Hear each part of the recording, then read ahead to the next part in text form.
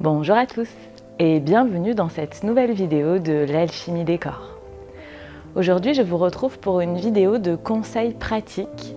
Je réponds aux questions qu'on me pose régulièrement à propos du yoga et de ce qu'il y a autour du yoga.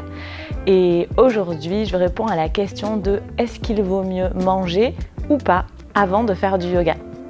Donc souvent, cette question se pose quand on assiste à des cours qui sont vers 20h ou le soir tard, ou bien quand on fait des retraites de yoga et qu'il y a des pratiques le matin tôt, peut-être à 7h, 7h30, on se pose la question de se dire est-ce qu'il vaut mieux manger avant d'aller faire ma pratique de yoga ou pas ? Alors la réponse qu'on donne en général, c'est qu'il faut manger, mettre un temps entre le moment où on mange et le moment où on fait du yoga et que ce temps soit de 2 heures au minimum.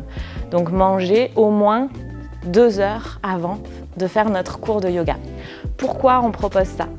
On propose ça parce que souvent, quand on fait du yoga, on engage notre centre, on fait des torsions et donc ça peut venir un petit peu gêner la digestion, voire même quand on a la tête en bas dans le chien tête en bas, ça peut faire des reflux, des acidités. C'est vrai qu'en général, c'est pas très agréable.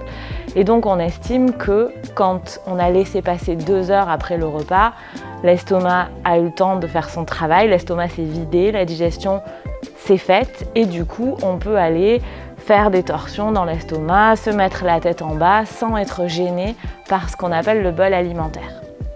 Alors donc en général on dit qu'il ne faut pas manger avant de faire du yoga et que si on mange, il faut que ce soit au moins 2 heures avant pour laisser le temps de la digestion.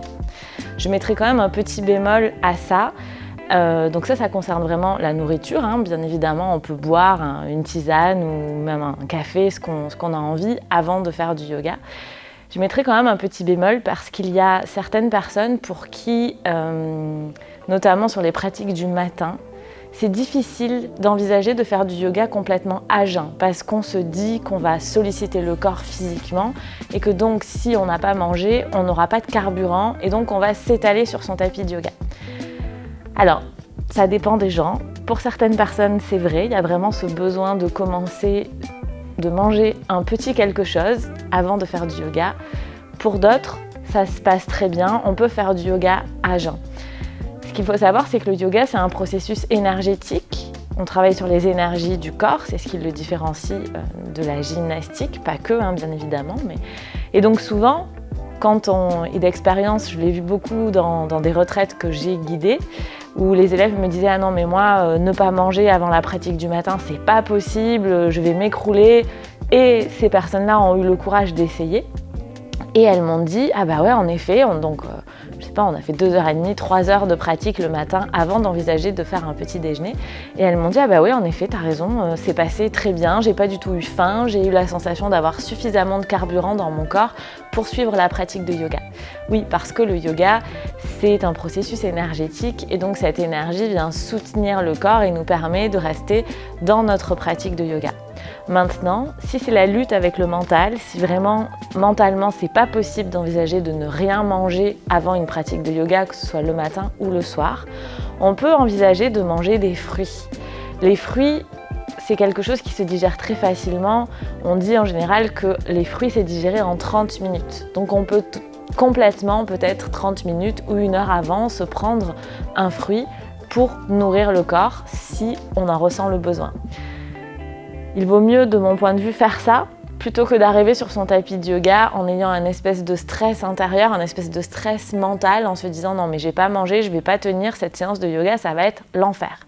Donc si vous arrivez à gérer votre mental et à peut-être observer, à peut-être essayer, à expérimenter de faire du yoga à jeun le matin ou bien le soir, de reporter le repas après le cours de yoga, essayez.